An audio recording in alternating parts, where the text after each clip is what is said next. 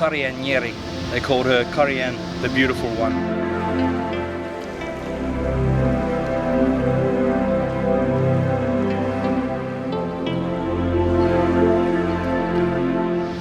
Kaya and welcome to Wadandi saltwater country. We're here today on saltwater country to talk about Korrianne and the story of her. Korrianne was from the Allerton people. She comes from down south of the Wadandi tribe. Story goes of her that she was promised as a young girl. She was promised as a Nurba, which is a promised one, to an old man called Allerton. They say that one day as she grew older, they called her Korrianne Gnwirri. They called her Korrianne, the beautiful one.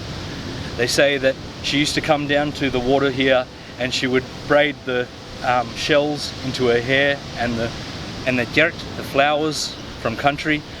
And they say that as she grew older, a young man called Mendonat he fell in love with her.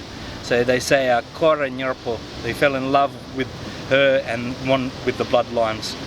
And they say that that Korrianne here, one day she was to be taken to Allerton's Maya to be married, and as she was to be married on country, they say that young fella called Mendonat used to sing, and he'd sing out to her and say, Mira Agenda, say she had beautiful eyes like the stars.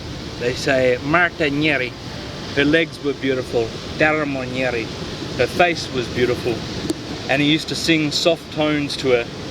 But they say that one day when she got taken away to marry the old man that she was promised to, Allerton, they say that Mendonat became sad for her, and he would say Waramat, Waramat, which makes him sad. And they say that he laid next to his Maya, next to his house, and as he laid next to his house, the Yorga, the women, would bring food to him. But they say that Mendonat would not eat meringue, would not eat that food from the women. He said that one day he just said Karda Mendic, that he had a sick head, and from that day they say that he passed away. They say that Korrianne, she lived right throughout a ripe old age, but slowly she became part of story of Korrianne Gnwirri, the beautiful one.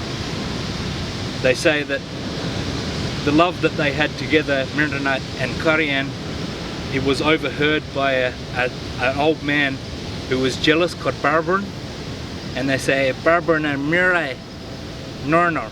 They say his eyes were like the black snake. They say that he had listened to so many stories upon country that his ears, he thought, had grown burra, plenty and long. And they say when he moved across the country, he did not make a sound. He was just like the black snake. So we're here in Yallingup, the place of Yalling, place of caves and holes. For our people, this is a significant place. This is a place where all of our families camped, living off the resources of country, living off the Beria, the river that's here, and the spring that comes through of Yallingup Spring. They would live off all the abalone, all of the shellfish of country, what we call Korrianne, shellfish meat. So the statue here of Korrianne, as she sits here, she nyanan, pojare. She stops and sits and rests upon country. She looks out to Korrianne, which is the resting place. They say as she looks out, she looks to where the spirits go, and she is Karalonga. She's memories of when she was together with Mendonat on country. And they say that this is where our Yangara, our spirits go when we pass, which is Korrianne, which is where Wartu, the ocean, and Yaran, the sky, meet together.